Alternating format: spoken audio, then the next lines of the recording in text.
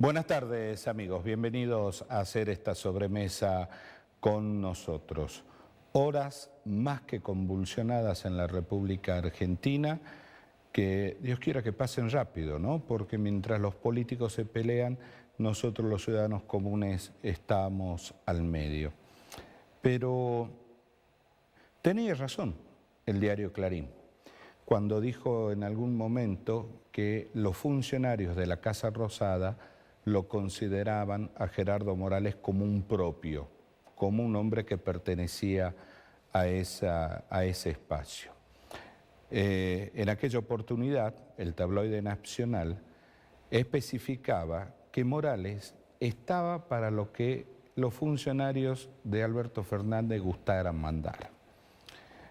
Esta afirmación quedó claramente expuesta ayer, a primera hora de la tarde, cuando fue Morales, que actuando como un lobo solitario, salió públicamente a bancar a Alberto Fernández.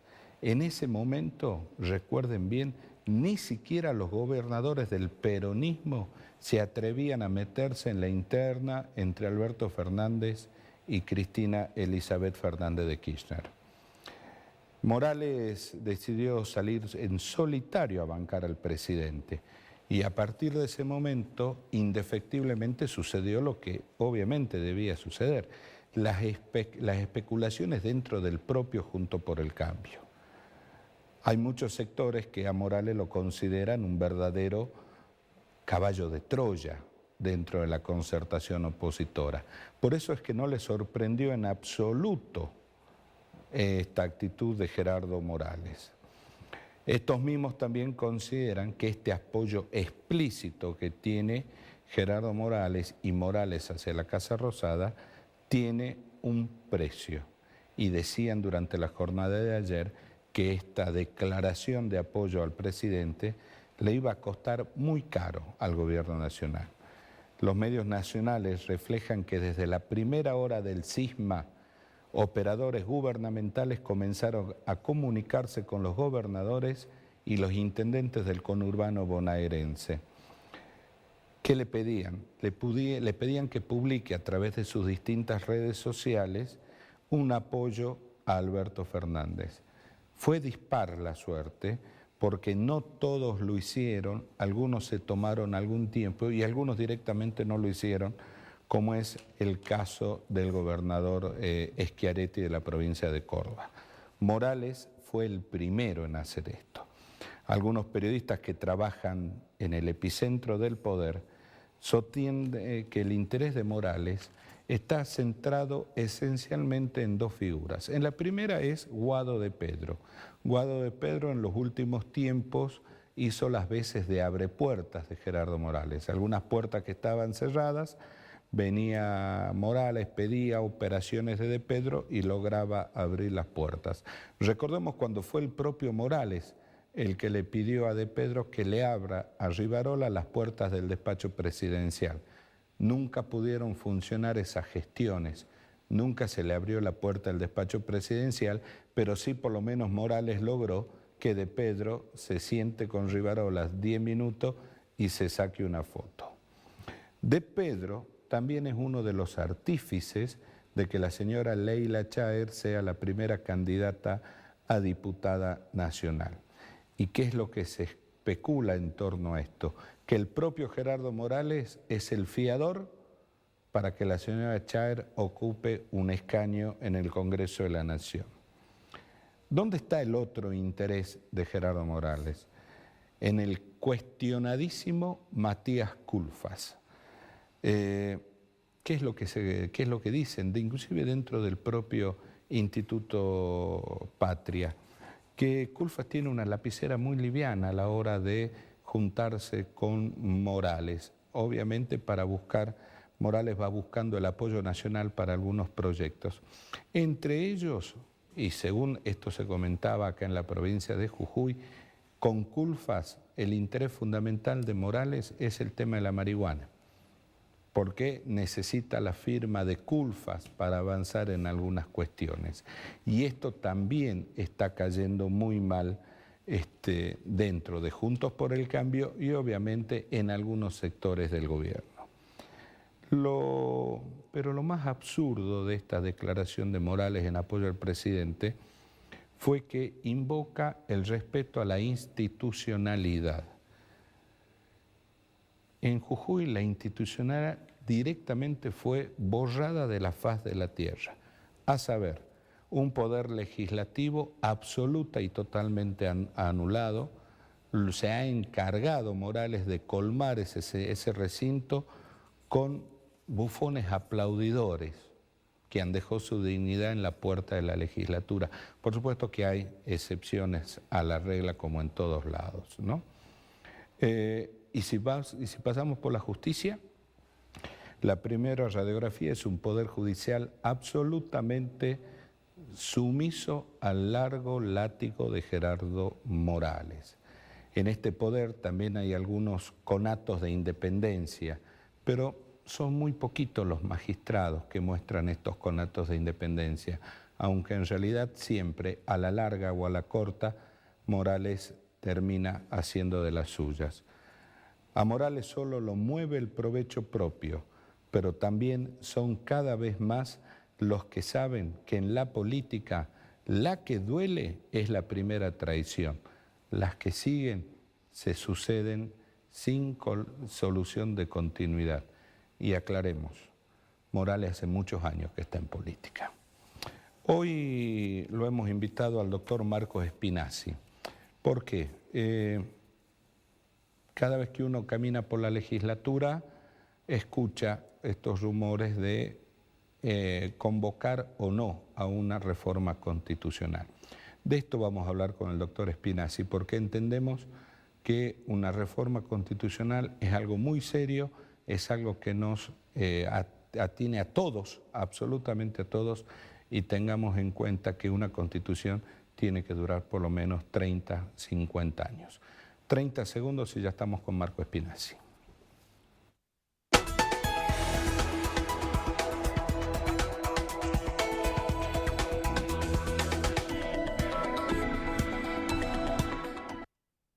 Seguimos en Sobremesa. Marcos, gracias por venir. Muchas gracias por la invitación. Creo que uno de los desafíos que tiene Jujuy es alguna vez entrar en el siglo XXI. Y en el siglo XXI no solamente se entra con una computadora de última generación, sino también se entra con instituciones acordes al siglo XXI.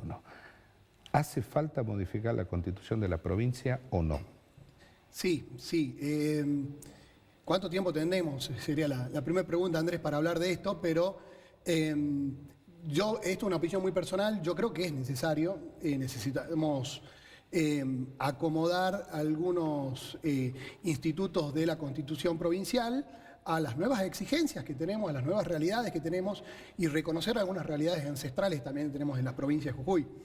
Cada vez que se habla de la reforma constitucional, el eje se centra en lo político y probablemente desde las cuestiones más técnicas hay mucha tela para cortar al respecto. Vos sabrás, Andrés, que yo soy abogado y me desempeño trabajando mucho en el ámbito de la justicia, entonces es probablemente dentro del ámbito de las posibles reformas que se pueden gestar en el corto o mediano plazo, es lo que más he estudiado, ¿no? Pero más allá de algunas reformas absolutamente necesarias en la justicia, me parece que hay que ampliar algunos de los contenidos pétreos que se le llama, ¿no? Toda la primera parte de la Constitución que habla de las garantías, los derechos, la igualdad, la propiedad. Tenemos que incorporar en ese ámbito cuestiones que hacen nuestra propia cultura, la diversidad cultural, los derechos de incidencia colectiva, pero tenemos que también en una reforma constitucional pensar en solucionar algunos de los problemas que se nos presentan todos los días. Hablamos de coparticipación municipal, hablamos del régimen de las comisiones municipales, que en la práctica se traduce en una permanente judicialización por el propio sistema, los organismos de control, ¿por qué no pensar en dirigirnos hacia algo mucho más moderno, que es dejando atrás estos órganos, un tribunal de cuentas que tiene un control muy formal ex post, sí, a trabajar en sistemas como son las auditorías, que trabajan ya con la gestión, incluso de manera preventiva? Bueno, son todos institutos que están hoy en nuestra Constitución que merecen ser ayornados. A ver, lo primero que a mí se me ocurre es que una constitución es un tema demasiado serio para que quede solamente en manos de la política. Sí. A mí me parece que tienen que actuar y opinar distintos actores de la sociedad. Yo soy un convencido de que todos estos procesos de reformas legislativas, sobre todo nuestra norma máxima a nivel provincial, que la Constitución provincial, debe pasar por un proceso de legitimación donde hay que escuchar a todos los actores. Y cuando hablamos de una Constitución tenemos que escuchar el universo es bastante grande, ¿no? Tenemos que hablar con los sectores productivos, tenemos que hablar con los sectores, con las comunidades aborígenes, tenemos que hablar con la justicia.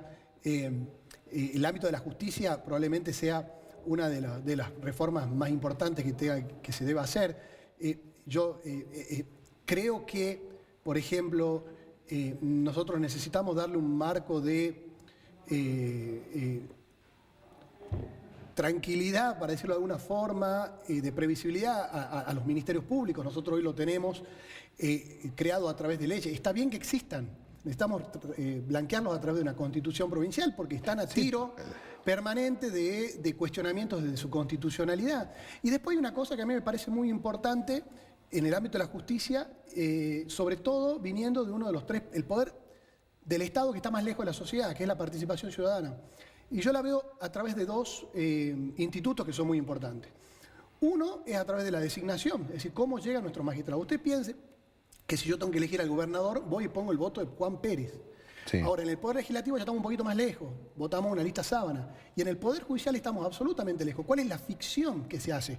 Se hace que se conforma a través de un Consejo de la Magistratura, acá tenemos un tribunal evaluador creado por ley, pero vamos a esa ficción donde hay representantes técnicos, colegio de abogados, colegio de magistrados, y tenemos representantes políticos. Bueno, estos representantes políticos, diputados, representan al pueblo, entonces ahí estaría representado al pueblo. Está muy lejos, está muy lejos. Y eso tiene que estar armado a través de un verdadero consejo de la magistratura, claro, como por ejemplo la participación académica, también, que es una pata que está faltando. En este tema, Marcos, y soy un ciudadano absolutamente común, yo necesito que el que imparta justicia sea el mejor, no el más amigo.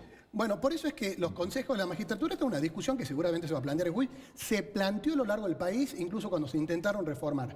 Porque vos convivís en esto con representación de distintos sectores. Tenés, como decía, los sectores técnicos, colegios de magistrados, colegios de abogados, las universidades, que garantizan de alguna forma la idoneidad.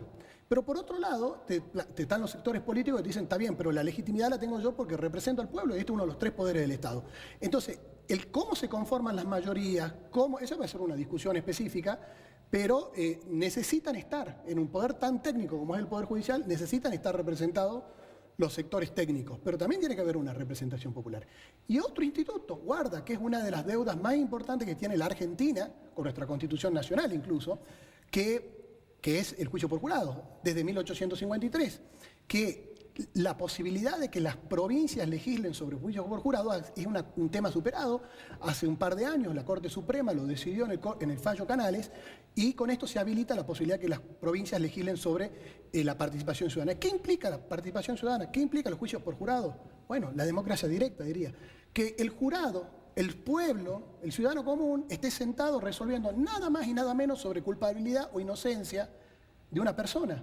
Ya no es a través de los magistrados, de los jueces que son los que conducen técnicamente el debate, y eso está reservado no para todos los tipos de delitos, pero incluso se está planteando hoy incluso el juicio jurado para los procedimientos civiles. Es decir, creo que una de las grandes deudas o los grandes avances que se podría dar en el ámbito del Poder Judicial es la participación ciudadana, a través de los sistemas de selección, a través de la participación directa, a través de los jurados populares. Vamos a partir de un problema. Esta es una cifra nacional en una mega encuesta que incluyó a la provincia de Jujuy.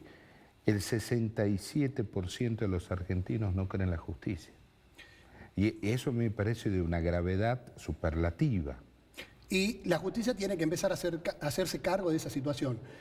Nosotros tenemos justicia. Esto es multicausal, ¿no? Los grandes defensores de los juicios por jurados entienden que la participación ciudadana, yo comparto esto, la participación ciudadana le va a dar un mayor nivel de legitimación a las decisiones que se toman, pero aparte la mayor credibilidad. La verdad es que, como digo, multicausal, obedece a esta visión de los magistrados como por sobre, fuera de la sociedad, y esto lo fomentamos un poco todo, su señoría, vuestra excelencia, seguimos con muchas fórmulas rituales que vienen de otros sistemas, y también tiene que ver con la demora en las causas, o también en cómo se presentan hoy ante fenómenos que son muy estudiados desde la justicia, que son los factores extrapoder, es decir, medios de comunicación, redes sociales, cómo se planta una realidad frente a la sociedad que muchas veces es distinta a la realidad que hay en un legajo de investigación o en un expediente. Entonces, se pone en situaciones donde se genera una grieta en la sociedad y sea cual sea la decisión de la justicia, va a haber una parte de la decisión de la sociedad que va a estar conforme y la otra parte no. Bueno, estas son los costos que tiene que asumir la justicia en pos de la equidad. Yo puedo no estar conforme, puede no gustarme determinado fallo, pero eso no quiere decir que no crea en el fallo de este señor. Yo creo que ahí está la gravedad, porque de última, con esta lógica de elegir a los amigos en vez de elegir a los mejores, hace que el ciudadano le pierda respeto a ese juez. Pero yo creo que la justicia es absolutamente consciente de que eso ocurre porque hay estudios a disposición de cualquier persona que así lo indican, los autores con mucha autocrítica, muchos prestigiosos autores que son jueces, que lo plantean, son conscientes de cómo la justicia, cómo la sociedad descree en el sistema de justicia. Digamos, esto es algo importante. Ahora, una reforma constitucional puede aportar para trabajar, por ejemplo, en esta cuestión de la credibilidad del Poder Judicial. Por supuesto, porque, por ejemplo, entre otras cosas, por ejemplo, con un marco institucional, constitucional, que permita a la ciudadanía participar en la justicia desde adentro. Hoy lo vemos desde afuera, desde muy lejos. Los sistemas constitucionales van hacia, por ejemplo, un sistema acusatorio. Necesitamos que los ministerios públicos estén reconocidos, porque la diferencia entre el que juzga y entre que investiga ya es una cuestión de garantías constitucionales. Entonces no está mal que existe ese instituto, pero necesita estar blanqueado en la Constitución. Pero yo hoy no tengo fe en esto. No le creo, doctor. Ese es el punto. Y comparto e insisto en que creo que todos somos absolutamente conscientes, los operadores del sistema de justicia. Yo soy un abogado que litiga, estoy de este lado del mostrador, pero charlo en forma permanente con funcionarios del Poder Judicial en distintos rangos, y la verdad es que todos somos conscientes de eso. La demora, las chicanas, la mediatización de las causas que también, debo decir, no está mal, ¿no? Porque algunas causas que sí tienen interés público, se habla sobre la cosa pública, la transparencia, la libertad de expresión, hay muchas cosas que entran en juego acá, pero insisto en esto, Andrés, yo comparto y creo que todos somos absolutamente conscientes que el Poder Judicial es uno de los tres poderes, probablemente sea el poder que menos legitimación tiene, pero tiene que ver también con todas estas cosas, ¿no? Ahora, el que más lejos de la sociedad está. ¿Cómo hacemos para evitar que la política se meta dentro del Poder Judicial? Bueno, y eso tiene que ver con principios republicanos de gobierno. Pero hay algún instituto el peso y contrapeso de los poderes del Estado, tiene que ver con la independencia del Poder Judicial, con la independencia del Poder Legislativo, por supuesto, tiene que ver un sistema como está pensado en nuestro país, en nuestra provincia, con un sistema republicano, y los contrapesos los establecen sobre todo el Poder Judicial, que es... El Poder Judicial es el último resguardo del ciudadano. Andrés, si a mí viene una persona y me estafa, yo tengo la justicia que me va a amparar. Si yo tengo, no sé, una resolución de un ministerio que a mí no me gusta, está la justicia.